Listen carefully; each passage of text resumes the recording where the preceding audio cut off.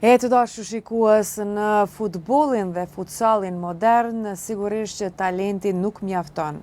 Është shpejtësia, është gjithashtu edhe forca, qëndrueshmëria, eksploziviteti edhe rekuperimi që janë elemente që mund të përcaktojnë performancën një sportisti dhe shpesh sigurisht që mund të përcaktojnë edhe rezultatin e një ndeshje.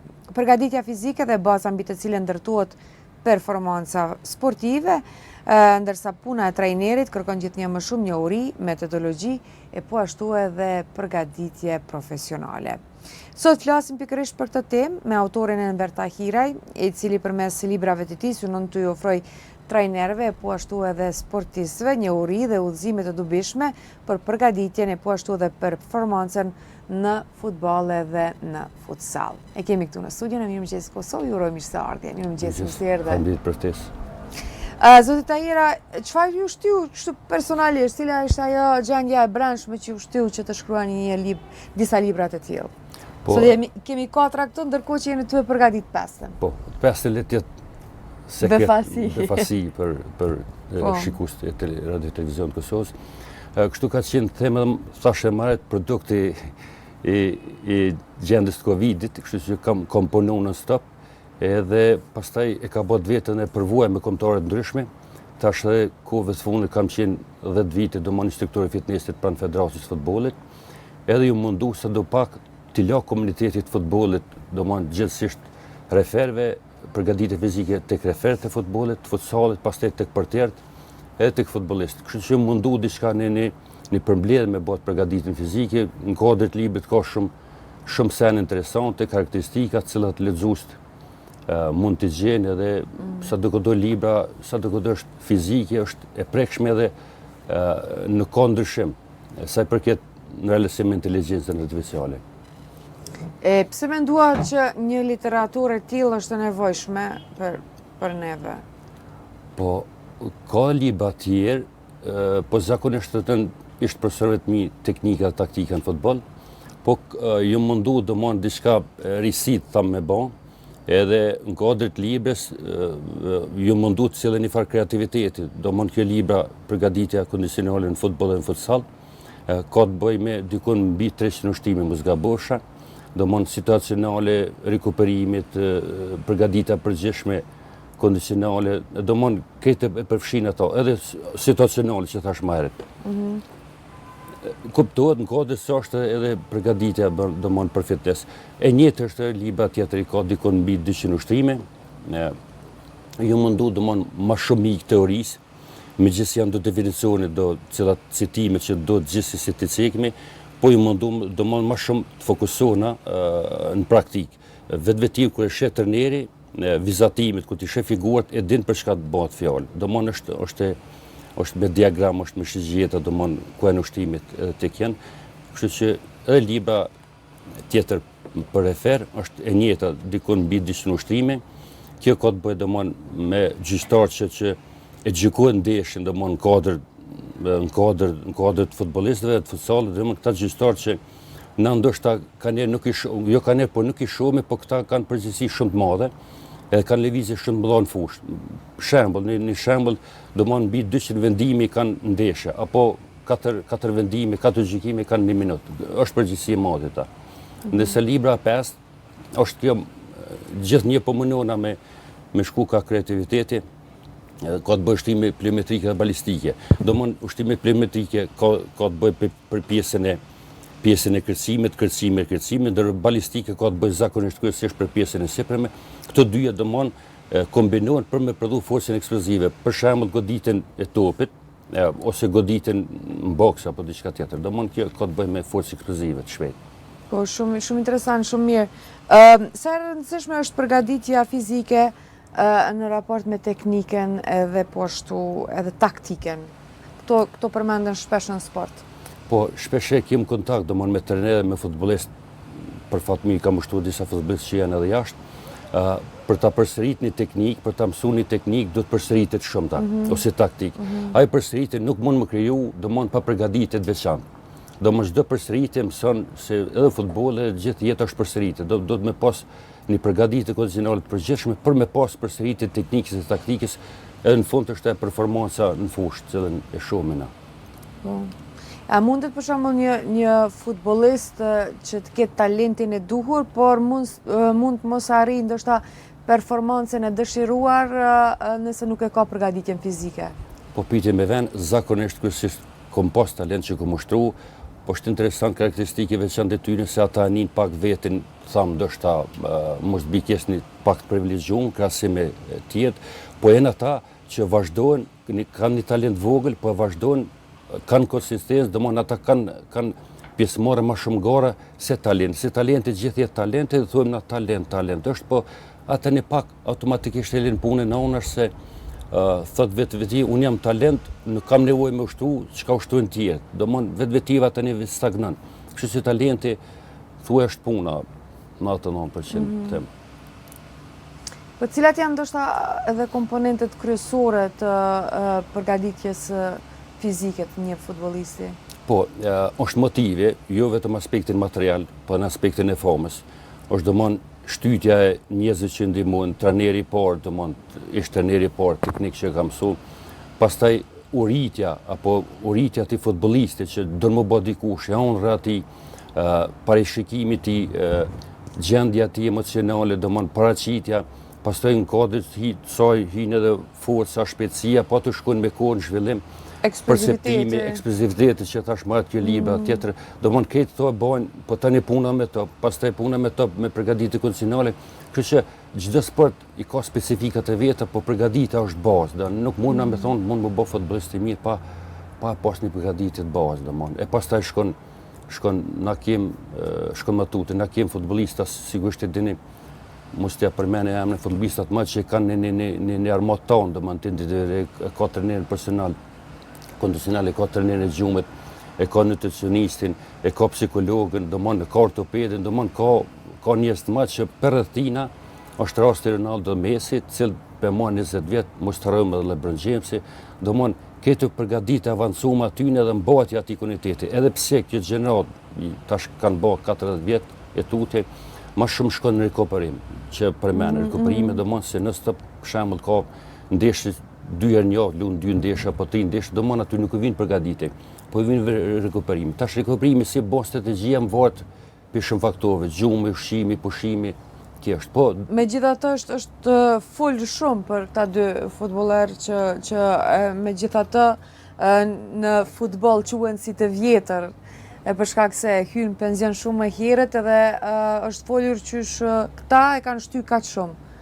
Është interesant. Sa vite i kanë shty këta? 11 vite ndoshta? Jo, tham 20 vite i kanë shty. I kanë shty 20 vite? Mos tham mbi, për këta tretë kam fjalën. Po është me të vërtetë është fenomen.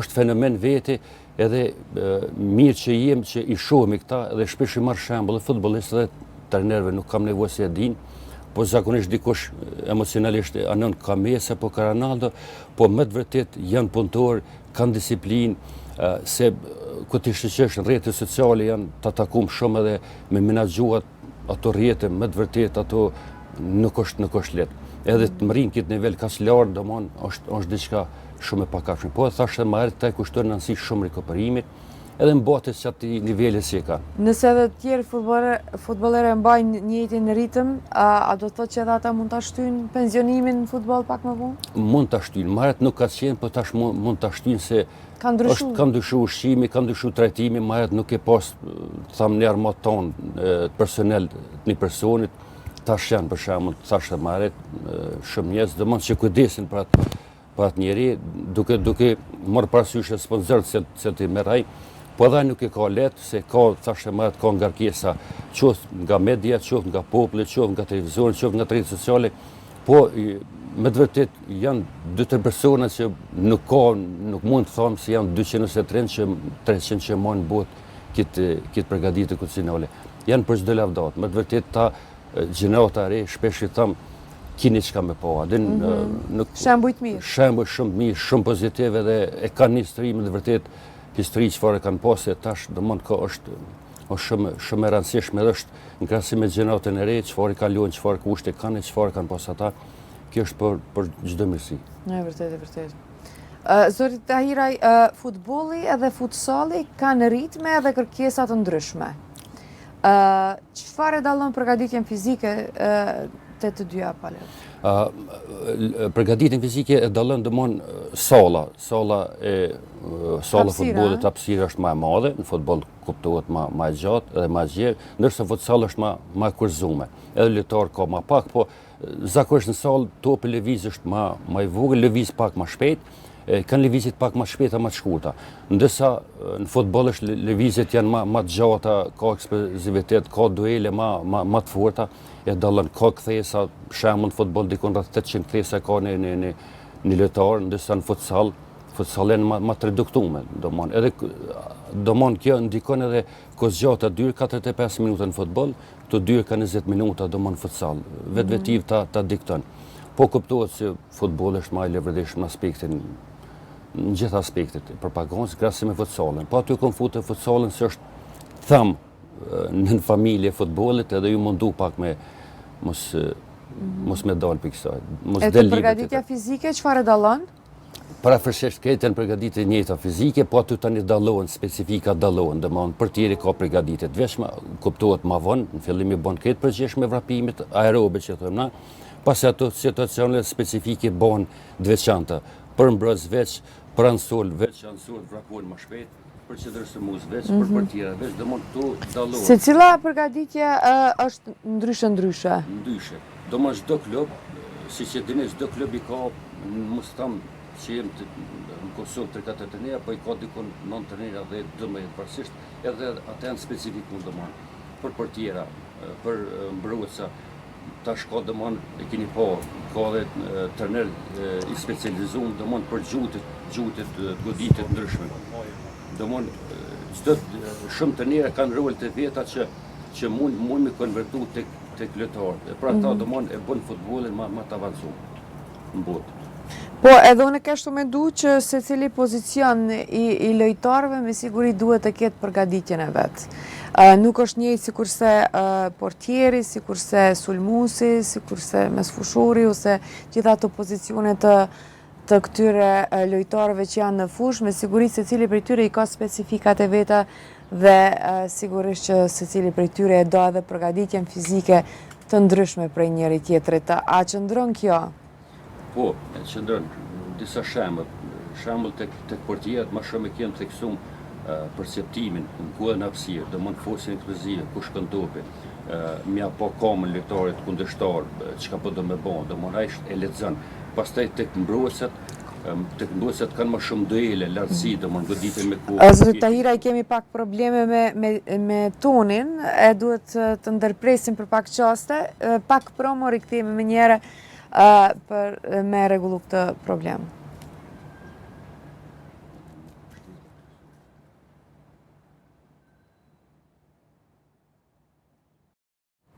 Jemi rikthyer në studio dhe tani jemi këtu me Enver Tahirajn që flasim pak për ushtrimet fizike dhe përgatitjen fizike. Vazhdojmë bisedën aty ku e kishim ndërprer.